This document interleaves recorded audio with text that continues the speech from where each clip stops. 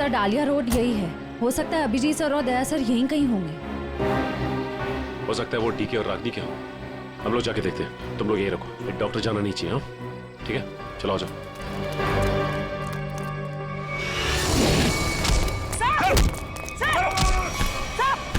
Abhijit sir, क्या कर रहे हो आप लोग? सर, क्या कर रहे हो आप लोग? संभालो।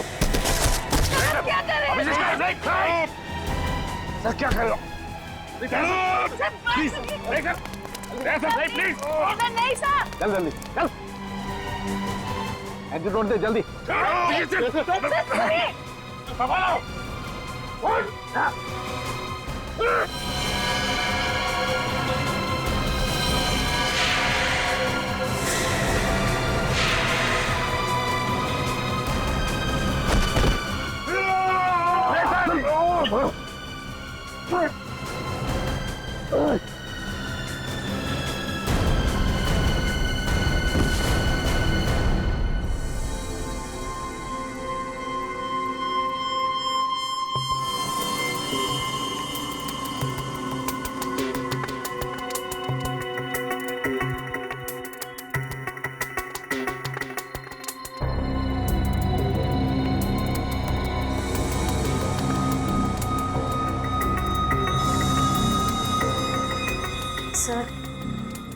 सर सब ठीक तो है ना?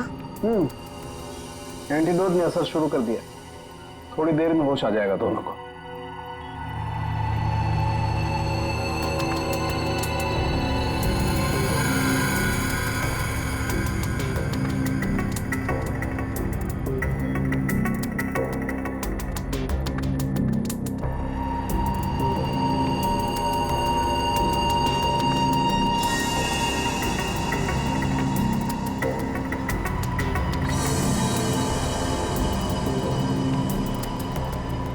शुक्र मनाओ डॉक्टर सालुंके, अगर ये दोनों ठीक हुए हैं तो सिर्फ मेरी वजह से। अगर अपने दिमाग का सही इस्तेमाल किया होता ना तो एक मुजरिम की तरह इस हालत में नहीं खड़े होते, समझे? विकास अंकल, आपकी वजह से मैं भी एक मुजरिम बन के रह गई। अभी तो सिर्फ तुम दोनों का गुनाह सामने आया है। जिस दिन तुम दोनों को सजा मिलेगी ना, उस दिन समझ में आएगा कि गलत राह पे चलने का अंजाम क्या होता है।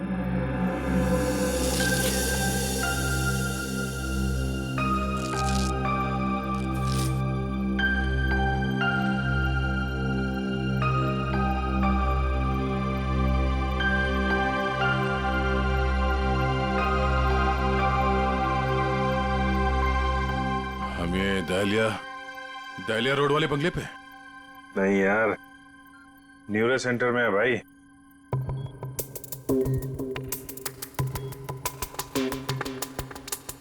और मुजरिम हमारे सामने खड़ा है।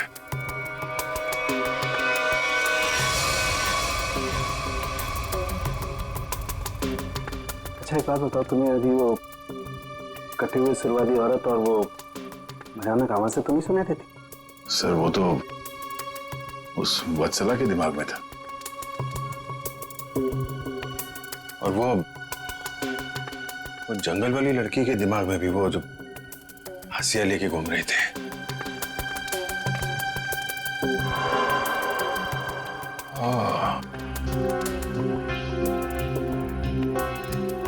अब समझ में आया, संचिता के माँ बाप ने भी हम लोगों को वो ड्रग्स वाला इंजेक्शन लगा दिया था। हमारे दिमाग में भी ये सारी बातें भर दी गई थी। बताओ डॉक्टर विकास, क्यों किया तुमने ये सब? जल्दी बता, वरना हमें तुम्हारा इलाज करना पड़ेगा। क्या बताऊं, डॉक्टर सालुंके ने सब कुछ समझा तो दिया था। मैं दुनिया में तहलका मचाने वाला ब्रेन मैपिंग एक्सपेरिमेंट करना चाहता था। बेहोशी में मैं लोगों को यहां लाता था और उनके ब्रेन से उनकी सोच को निकालकर अपनी सोच भर देता था। जरा सोचो, कितनी ताकत थी मेरे हाथ में। जब वो लोग जागते थे तो उन्हें वही दिखता था, और उनके दिमाग में वही ब्रेन की मेमोरी थी जो जो मैंने डाली थी। उनका ब्रेन वही करता था जो मैं कहता था। मतलब कि मैं उनके ब्रेन से सब कुछ करा सकता था। और तुम दोनों ने भी तो वही किया ना। और ये अंशिता, इसने भी गुनाह में तुम्हारा साथ दिया था। मैं इनकी भतीजी हूँ। इन्होंने ही मुझे पाला पोसा। डीके और रागिनी मेरे माँ बाप नहीं है। वो घर, डीके, रागिनी, मैं, ये सारा विकास अंकल का बिछाया हुआ एक जाल था। और आकाश, उसके साथ क्या किया तुम लोगों ने? उसकी ड्रग की डोज ज्यादा हो गई थी। उसे ब्रेन हैमरेज हो गया था। उसकी मौत का मुझे बहुत अफसोस है। तुम्हारे जैसा जीनियस डॉक्टर लोगों के दिमाग का गलत इस्तेमाल करने के चक्कर में गुनहगार बन गया। तुम्हारी खोज इंसानियत के खिलाफ है। कानून तुम्हें इसकी जरूर सजा देगा। शायद फांसी होगी तुम्हें।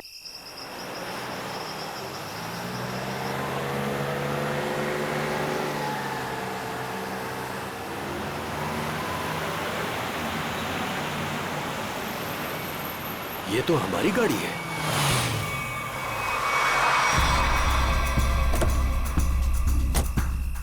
ये तो टीना और आकाश की गाड़ी है। Oh my God! आकाश, टीना, बच्चे नहीं है। मैं एक बार फिर से फोन करता हूँ।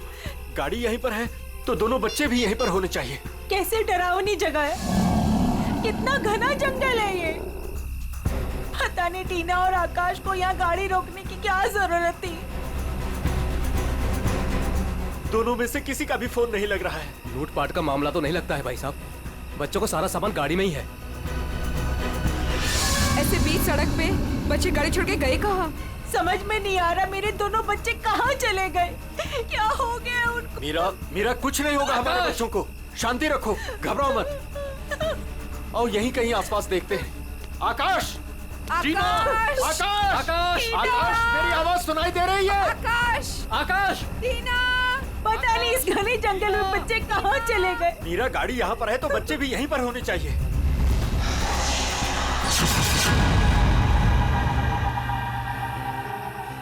भाई साहब, कहीं कोई कुछ भी नहीं है वहाँ। यहाँ पर भी नजर नहीं आ रहा। सन्नाटा। चुप हो जाओ।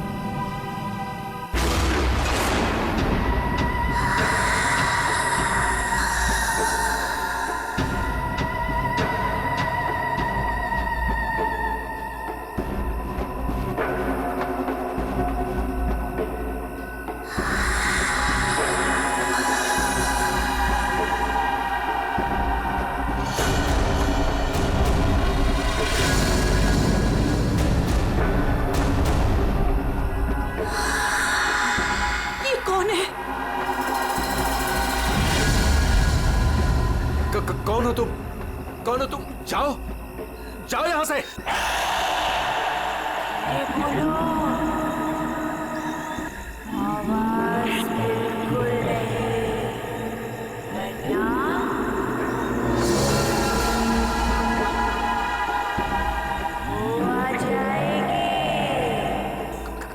कौन आ जाएगी? कौन आ जाएगी? वही आएगी जो अपना सर हाथ में लेकर घूमती है।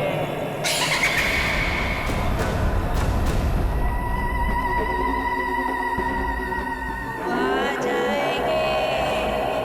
चलो कौन है? चलो चलो यहाँ से, चलो यहाँ से।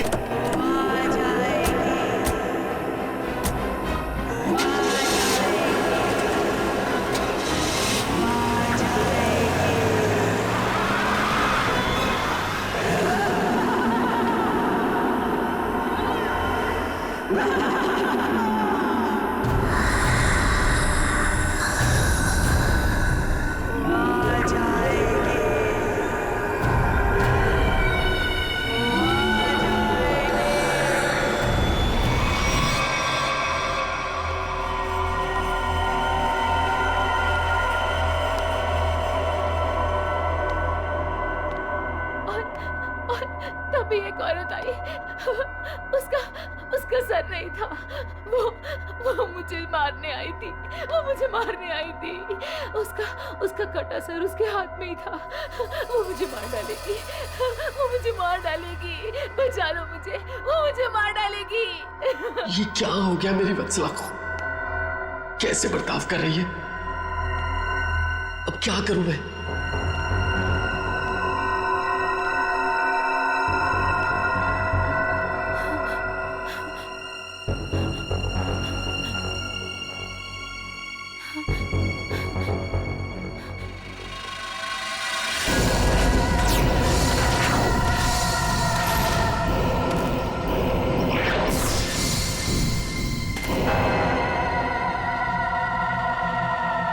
सर, उसके बाद क्या हुआ? उसके बाद वो कटे सर वाली औरत मेरी तरफ घूम गई। मैं डर की वजह से पीछे हट गई। वो मेरी तरफ बढ़ती रही।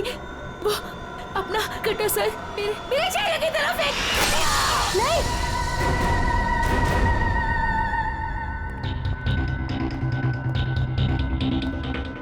डॉक्टर साहब, क्या हुआ है मेरी वाइफ को? मिस्टर नमित, देखिए ना डॉक्टर साहब के साथ क्या किया वत्सला जी ने। 10 इंजेक्शन दे चुका हूँ शांत करने के लिए, लेकिन कोई असर ही नहीं हो रहा। लेकिन हुआ क्या है वत्सला को? इनका दिमाग एक सरकटी औरत के बारे में सोच रहा है। उसकी चाल टाल, उसका रवैया और पता नहीं क्या क्या इसके दिमाग में घुस गया है। Oh my God! डॉक्टर साहब, मेरी वाइफ ठीक तो हो जाएगी ना? कुछ कह नहीं सकते, लेकिन ये चेंजेस आपने इनमें कब महसूस की? कल रात वत्सला की गाड़ी दहलिया रोड पे खराब हो गई थी। मैं इसे लेने वहां गया, तब से इसकी हालत ऐसी है। देखिए मिस्टर नमित, इनकी हालत बहुत नाजुक है। मेरी मानिए तो इन्हें फौरन हॉस्पिटल में एडमिट कर दीजिए। सर, मुझे तो लगता है कि वत्सला जी के साथ जो कुछ भी हुआ है ना, दहलिया रोड पे ही हुआ है। श्रवण, हमने कहीं वहां से आकर कुछ गलती तो नहीं की ना? अब हमारे बच्चे कैसे मिलेंगे? मुझे तो लगता है उस खूनी औरत ने कुछ कर दिया है टीना और आकाश को। भाई साहब, मुझे लगता है कंप्लेंट लिखवा देनी चाहिए। पता नहीं बच्चे किस हाल में होंगे। उमेश, मैं तो कहता हूँ हमें सीआईडी को फोन करना चाहिए। मैं करता हूँ भाई साहब।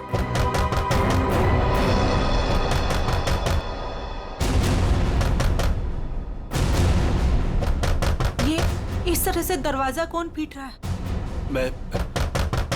मैं देखता हूं।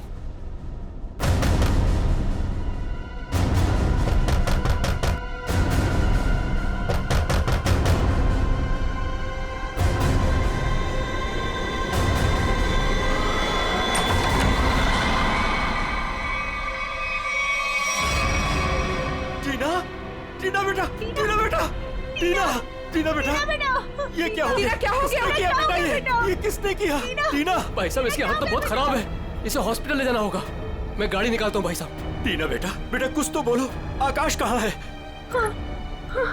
आकाश भैया को बचा लो। बचा लो मतलब? क्या हुआ है आकाश को? टीना बेटा! टीना, आंखें खोलो बेटा। आंखें खोलो बेटा। आंखें बंद मत कर बेटा। टीना, क्या हुआ तुम्हें? वो गाड़ी हमें रोक रही है वहाँ।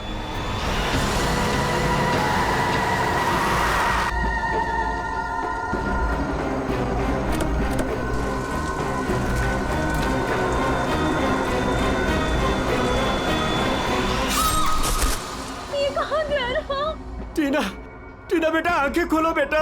टीना, तुम हमें छोड़ के नहीं जा सकती।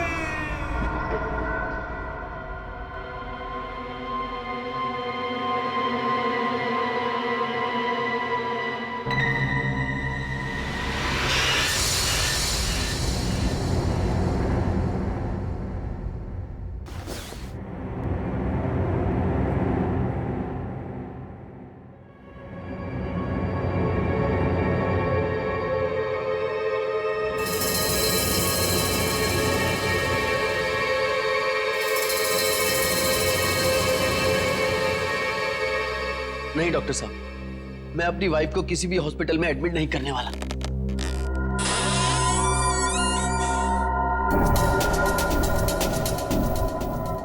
आपसे पहले भी 4 और डॉक्टरों ने मुझे यही एडवाइस दिया। अब मेरी वत्सला का इलाज मेरे घर पर ही कीजिए ना डॉक्टर साहब।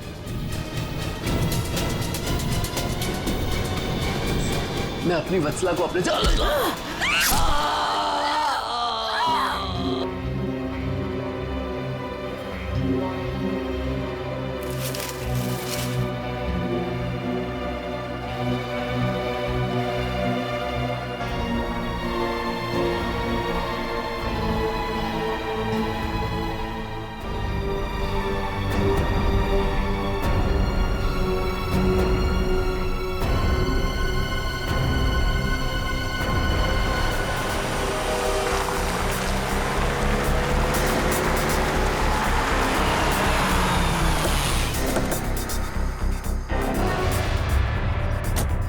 आइए इस तरफ, यहाँ पर आइए।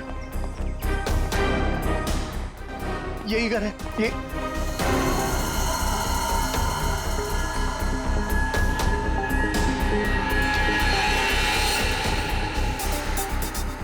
तो यहाँ पे जबरदस्त हाथापाई और तोड़फोड़ हुई है।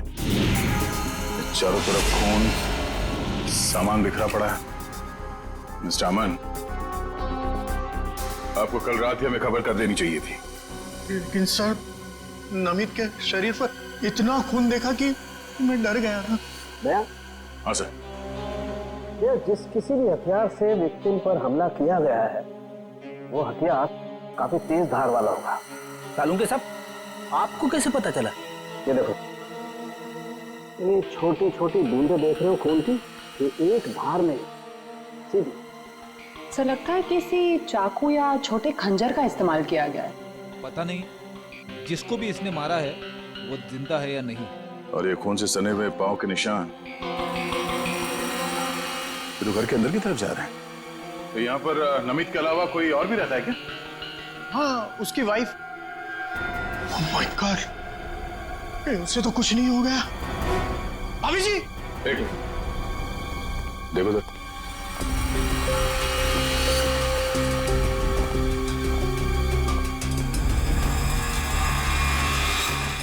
सर, ये पैरों के निशान तो आगे आगे धुंधले होते जा रहे। एक काम करो, इस कमरे को चेक करो।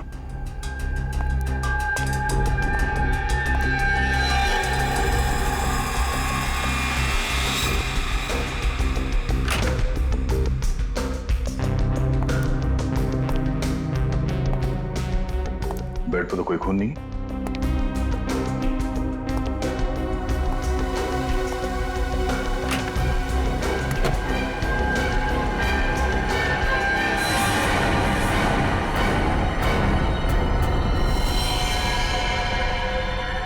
कौन हो तुम? बाहर आओ। बाहर आओ।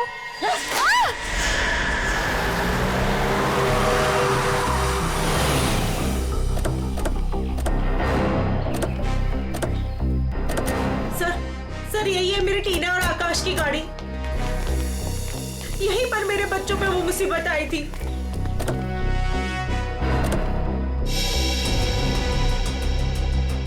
सर, वो उस जगह पे खड़ी थी वो भयानक दिखने वाली लड़की। हाँ सर, उसी ने हमारी बेटी को मार डाला है और वही हमारे बेटे आकाश को लेकर गई है। सर, गाड़ी के अंदर तो सब ठीक ठाक ही लग रहा है। और सर, हाथापाई के भी कोई निशान नहीं। अच्छा, हाँ, सड़क पे भी जैसा लग नहीं रहा है कि कुछ हुआ है।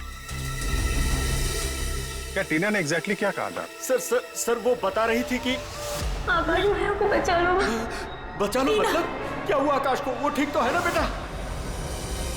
सर, कहीं मेरे आकाश को कुछ हो तो नहीं गया? सर, उसके हाथ में कल रात को हंसिया था। हंसिया? सर, हो सकता है कि शायद आकाश अभी भी उस औरत के कब्जे में हो और टीना किसी भी तरीके से वहां से भाग गई हो सकता है। वो जो कोई भी लड़की है शायद आकाश को जंगल में ही ले गई होगी। हाँ सर, हो सकता है आकाश अभी तक जंगल में ही हो। चल के देख लेते हैं। सर, हम भी चलते हैं आपके साथ। नहीं, आप लोग यहीं रुकिए। जंगल थोड़ा खतरनाक है। एक्चुअली आप लोग घर जाइए, कुछ भी पता चलता आपको फोन कर देंगे। ओके ठीक है सर।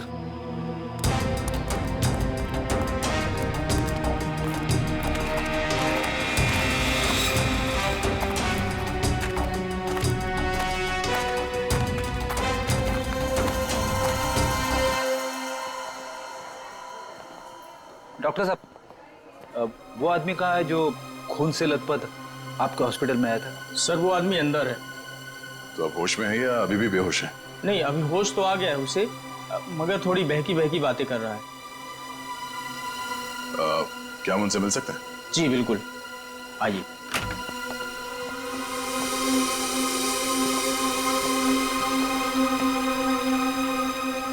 नमित,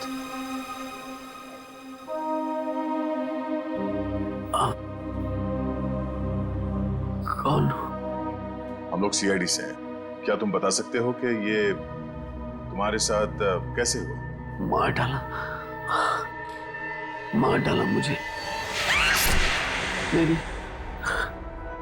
मेरी वत्सला ने मुझे मार डाला। पूछिए अमन से। मुझे रोज पिटती थी, पर मैंने कभी भी उससे उसे नहीं घूरा। हाँ सर, मैं हमेशा इस बेचारे की दर्द भरी आवाज सुनता था। मैं समझ जाता था कि भाभी जी का बेलन इसके सर पर बज रहा है। नमित, हम तुम्हारी पत्नी से मिल चुके हैं।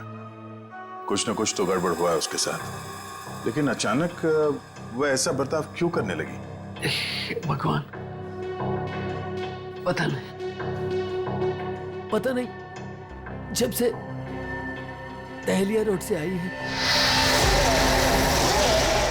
किसी सरकटी औरत के बारे में बात करती है और किसी पर भी टूट पड़ती है, जैसे जान ले लेगी वो किसी की भी। फिर दहलिया रोड, मतलब जो भी गड़बड़ है वो इस दहलिया रोड पे ही है।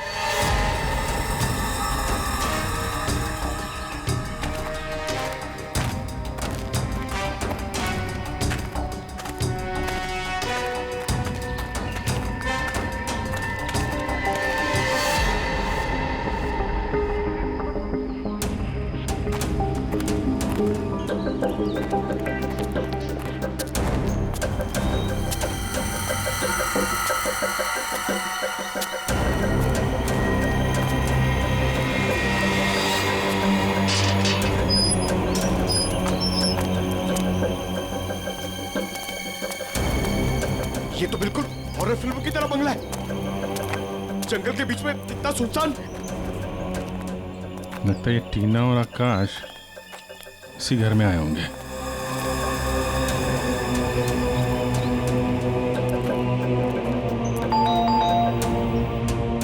ज्यादा फिल्में मत देखा करो।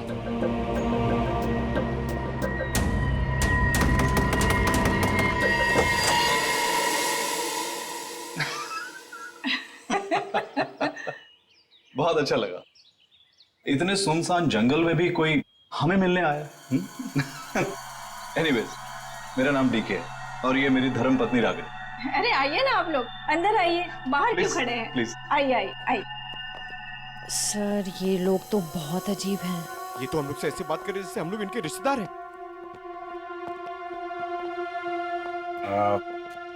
काफी अच्छा घर है। Thank you. आसपास दूसरा कोई घर नहीं दिख रहा है, तो इतने सुनसान जंगल में आपने घर बनाया? बनाया नहीं है सर, खरीदा है। वो क्या है ना कि हम दोनों पति पत्नी एक कलाकार हैं और अपनी सोच के आकार को पूरा करने के लिए हमें शांति और एकांत की सख्त जरूरत रहती है। जी हाँ सर, यही हमारा घर भी है और हमारी दुनिया भी है। और हाँ, आपको एक बात और बताना चाहूंगा। हम लोग रहते जरूर इस सुनसान इलाके में हैं, लेकिन कला के क्षेत्र में हमारा बहुत बड़ा नाम है। अच्छा। कब खरीदा आपने ये घर? बहुत साल पहले खरीदा था। अब तो ध्यान भी नहीं है हमें कि कब खरीदा था हमने। हाँ, ये तो याद होगा कि कल यहाँ पे कौन आया था। हाँ सर, बिल्कुल। लेकिन कल तो यहाँ कोई नहीं आया था सर। ये फोटोज देखिए, ध्यान दीजिए और सोच के बताइए, क्या इन दोनों में से कोई भी कल यहाँ आया था? नहीं मैडम, इनको हमने पहले कभी नहीं देखा।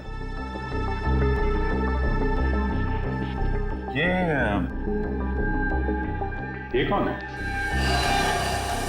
ये हमारी बेटी अंशिता। 14 जुलाई 2013 को प्लेग की वजह से इसकी मृत्यु हो गई थी। बहुत याद आती है हमें हमारी बेटी की। हम लोग आपसे कितने सारे सवाल पूछे जा रहे हैं, आप नहीं पूछेंगे कि हम लोग कौन हैं और क्यों इतने सारे सवाल कर रहे हैं आपसे? कौन है आप लोग, आप बता दीजिए। हम लोग कौन है घर के अंदर? नहीं, कोई नहीं है। नहीं, कोई है।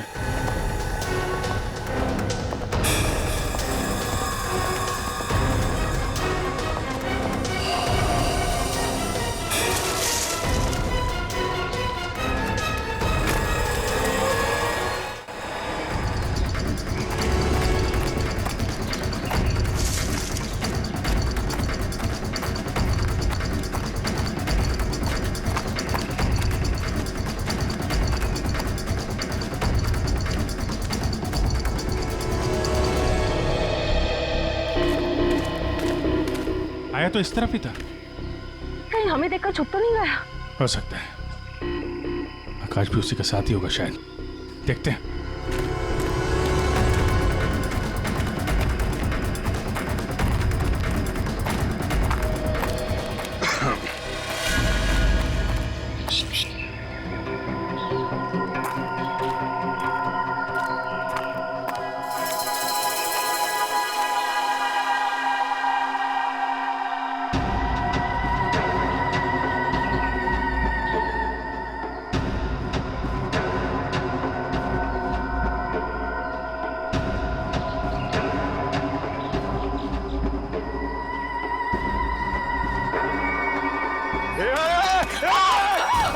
नहीं, फायर नहीं। कर नीचे। कौन हो तुम? क्या कर रही थी उस घर के अंदर? हसिया नीचे फेंको।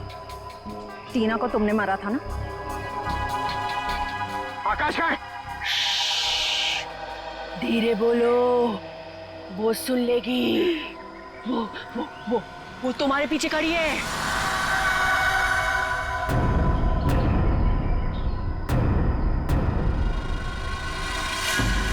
कौन है हमारे पीछे?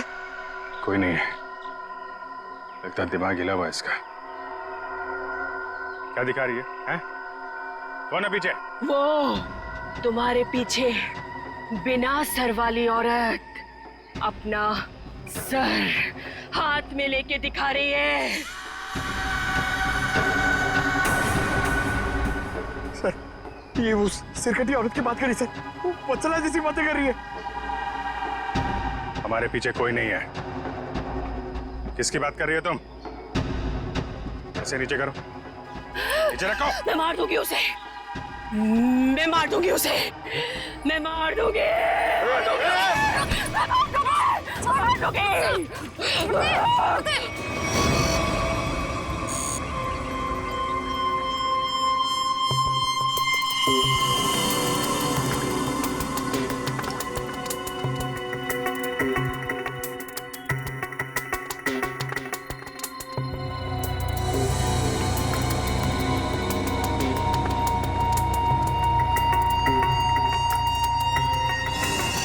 डॉक्टर मलिका, आप भी वही सोच रहे हैं जो मैं सोच रहा हूँ? यस सर, पर ये है क्या? थोड़ा बहुत तो पता चला है, पूरा तो टेस्ट होने के बाद पता चलेगा।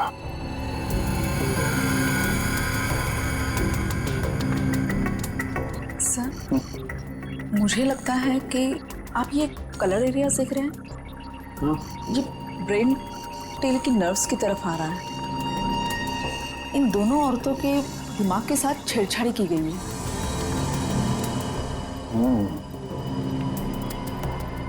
सर, इनकी याददाश्त से छेड़छाड़ की गई है। इनको कोई नेचुरल रोग या दिमागी बीमारी नहीं, इनकी तो मेमोरी ही बदल दी गई है। मतलब ये कि आर्टिफिशियल मेमोरी भर दी गई है इनके दिमाग में। Yes sir. क्या आर्टिफिशियल मेमोरी भर दी गई है? हाँ जी। मतलब ये दोनों औरतें जो देख रही थी या बोल रही थी, इनके दिमाग का वहम नहीं था? बिल्कुल नहीं था।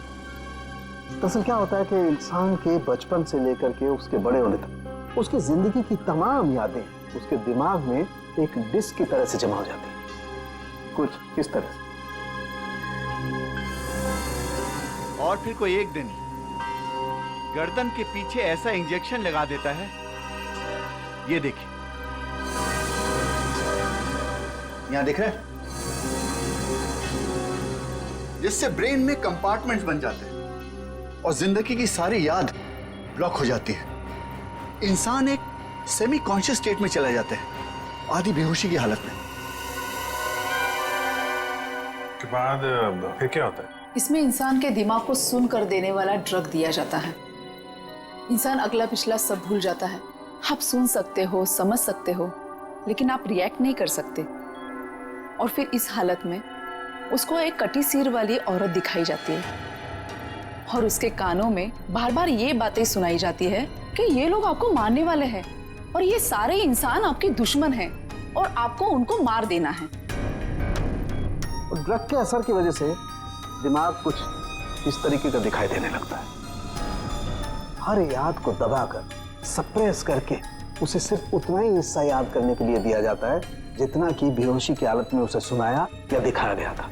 सर, यानी कि इन दोनों औरतों ने सच में एक सरकटी औरत को देखा और होश में आने के बाद दोनों को सिर्फ उतना ही याद है। बिल्कुल।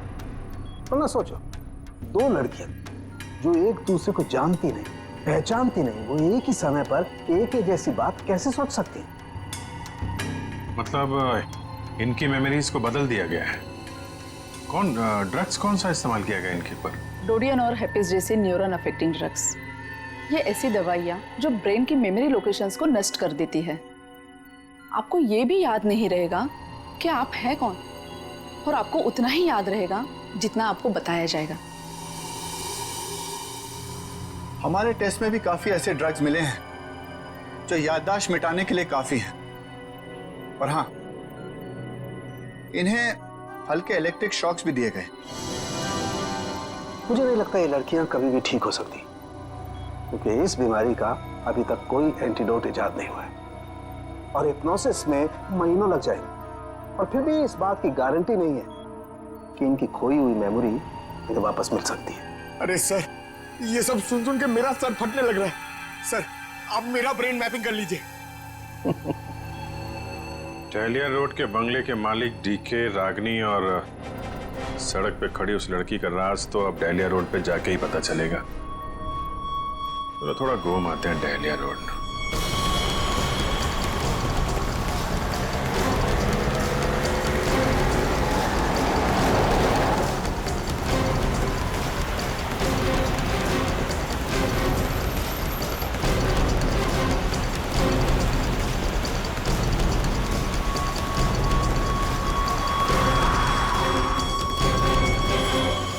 ये हमारी बेटी अंशिता, 14 जुलाई 2013 को प्लेग की वजह से इसकी मृत्यु हो गई थी।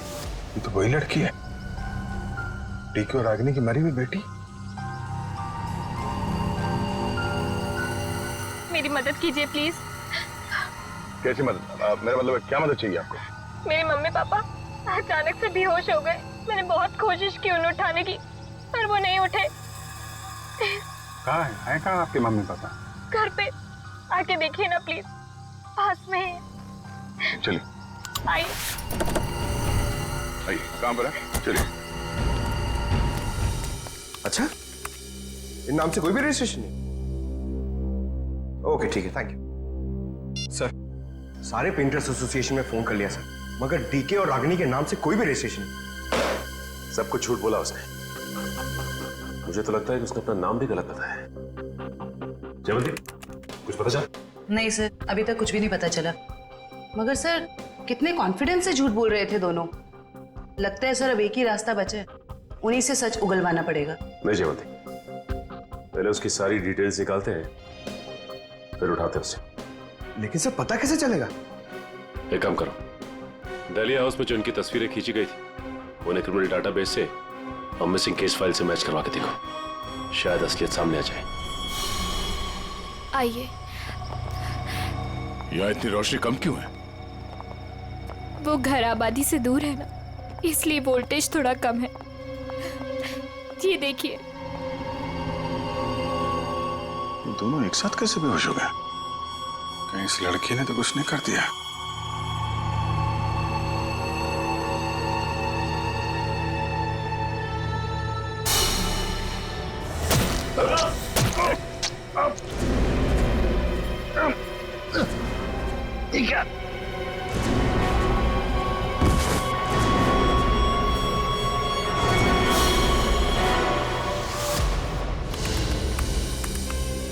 सर, दोनों फोन्स के सिग्नल नहीं मिल रहे हैं। सर कुछ सेकंड्स पहले तक अभिजीत सर और दया सर का फोन दहलिया रोड पे बता रहा था, लेकिन अभी लोकेशन नहीं दिख रही है। इसका मतलब अभिजीत सर और दया सर को वो रास्ता रोकने वाली लड़की मिल गई। फिर तो डीके और रागिनी की सच्चाई का भी पता चल जाएगा। सर आइए। सर ये है मिसेस साक्षी, उस नकली डीके और इलेश की माँ। नमस्ते। कहाँ है मेरा बेटा? कहाँ है इलेश? ये ऑफिसर कह रहे हैं उसका नाम डीके है और उसकी एक पत्नी है जिसका नाम है रागिनी। ये कैसे हो सकता है? ये सब झूठ है। जी नहीं, ये सच है। एक छानबीन के दौरान आपके बेटे और उस औरत से मुलाकात हुई हमारी, जो अब डीके और रागिनी बने बैठे, और उसी छानबीन में मिसिंग कंप्लेन से उनकी सच्चाई भी पता चली। मैम, आप हमें बता सकते हैं कि आपके बेटे इलेश ने अपना नाम बदल के डीके क्यों रख लिया? मेरा बेटा अपना नाम क्यों बदलेगा? मुझे इस बारे में कुछ नहीं पता। देखिए माताजी, वो रागिनी और नीता के साथ में कहीं छुपा हुआ बैठा है। अब ये औरत को जानती है? ये लड़की कौन है और कैसे मेरे बेटे की जिंदगी में आई, मुझे कुछ नहीं पता। देखिए मैडम, उस औरत के माँ बाप तो मर चुके हैं। बस आप ये बता सकती हैं कि जुलाई 2013 से पहले ऐसा क्या हुआ था जो आपका बेटा घर छोड़कर चला गया? नहीं, मेरा बेटा घर छोड़कर नहीं भागा था। हाँ, इलेश दिमागी तौर पर बीमार रहता था, तो एक बड़े साइकोथेरेपिस्ट के पास उसका इलाज चालू था और उसी थेरेपी की सिटिंग के लिए वो डॉक्टर के क्लिनिक गया था और फिर वो वापस ही नहीं आया। अच्छा मैम, ये बताइए कि नाम क्या है इस थेरेपी क्लिनिक के डॉक्टर का?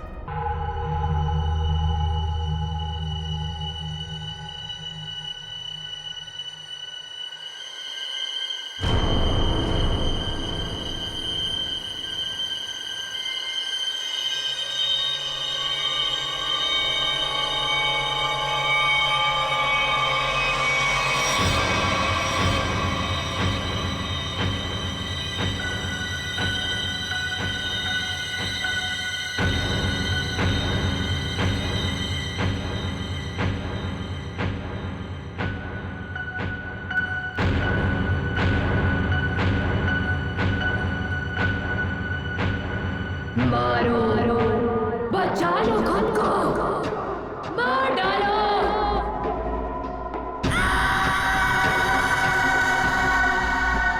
मारो, मार डालो, सब दुश्मन है तुम्हारे।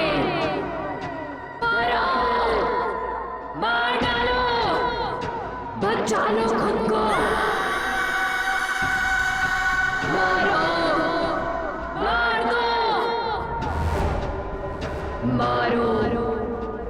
मार दो, सब दुश्मन है तुम्हारे। उठा लो हथियार, उठा लो हथियार, मार दो। समझ में नहीं आ रहा कि इन सबके पीछे एक डॉक्टर हो सकता है। देखते कहाँ का तार कहाँ जाके जुड़ा है सर। बहुत लंबा जाल फैलाता है सर। आज सारे तार कट जाएंगे इसके।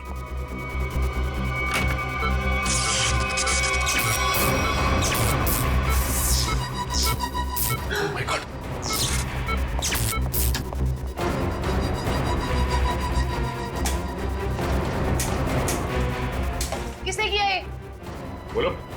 किसने किया?